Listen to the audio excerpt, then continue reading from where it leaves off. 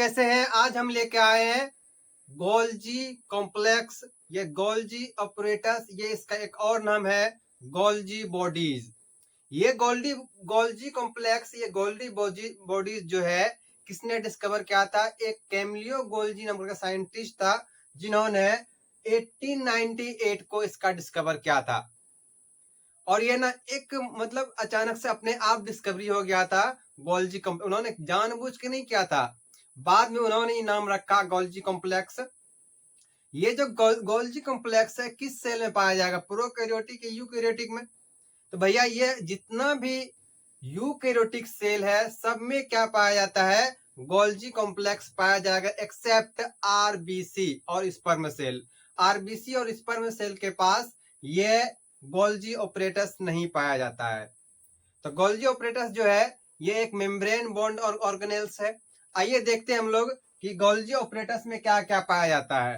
तो Golgi apparatus क्या बताए कि कैमिलियो गोल्जी एक साइंटिस्ट था जिन्होंने इसका डिस्कवरी किया था। और कब किया था? 1898 को किया था। ये सारे यूकैरियोटिक सेल में पाया जाता है एक्सेप्ट किसके? आरबीसी और स्पर्म को छोड़ के जितना भी यूकैरियोटिक सेल है सब में क्या पाया जाएगा? गोल्जी कॉम्प्लेक्स पाया जाता है। ये जो बना हुआ है गोल्जी कॉम्प्लेक्स ना, देखो ये जो बना हुआ है किससे बना हुआ? सिस्टर्नी।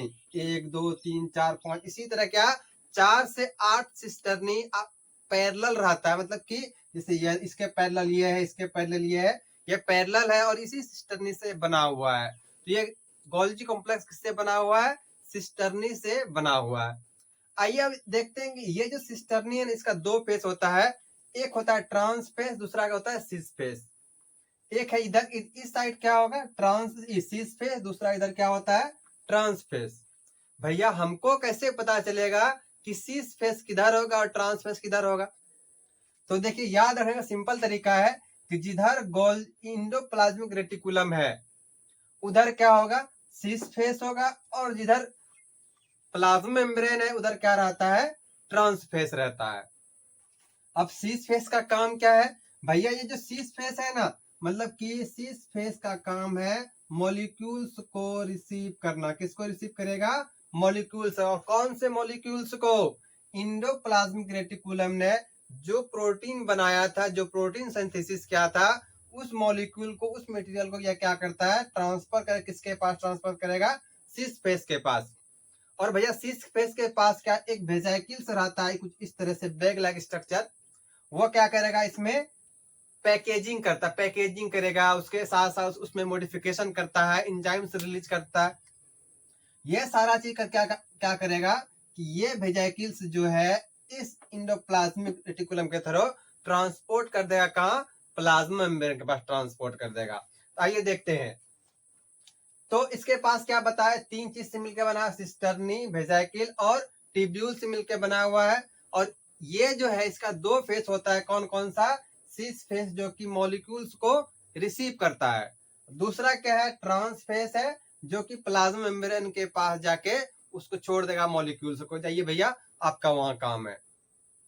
तो मेनली ये क्या काम कर रहा है कि जो मटेरियल आ रहा है उसको पैकेजिंग करके ट्रांसपोर्ट करने का काम करता है। तो आइए हम फंक्शन को भी देख लेते हैं, ऐसा क्या फंक्शन है गोल्जी कॉम्प्लेक्स का, क्या क्या फंक्शन है उसको देख ले। सबसे पहला काम क्या देखे हम लोग कि पैकेजिंग करता है, उसके साथ साथ क्या? सेक्रेशन करेगा।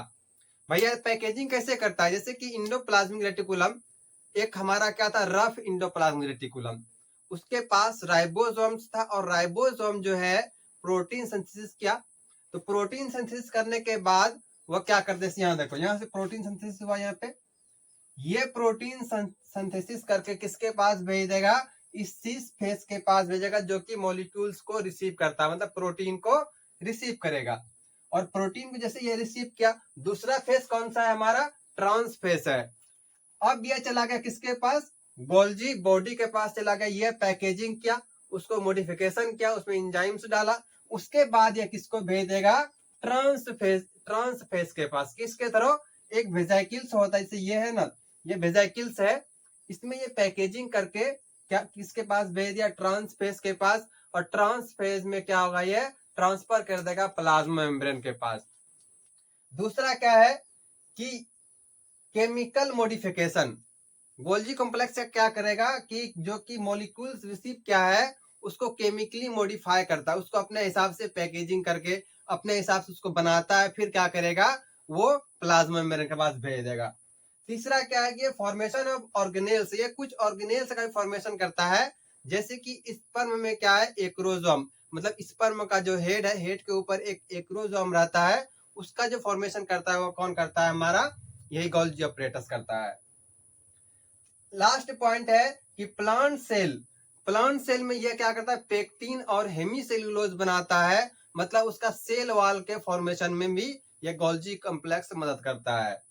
और लास्ट में इसका है कि स्टोरेज एंड ट्रांसफर। देखो भैया कि ये हमारा क्या था, एक गोल्जी कॉम्प्लेक्स था, ये यहाँ से रिसीव फेज से रिसीव किया, उसके बाद ये कुछ देर अपने अंदर रखा और उसका क्या करने लगा, पैकेजिंग करने लगा, और पैकेजिंग करने के बाद ही ट्रांसफर करेगा ना। पैकेजिंग करने के बाद तो कुछ देर स्टोर रखा और स्टोर करने के बाद ये ट्रांसफर कर देता है किसके पास, प्लाज्मा मेम्ब्रेन के पास।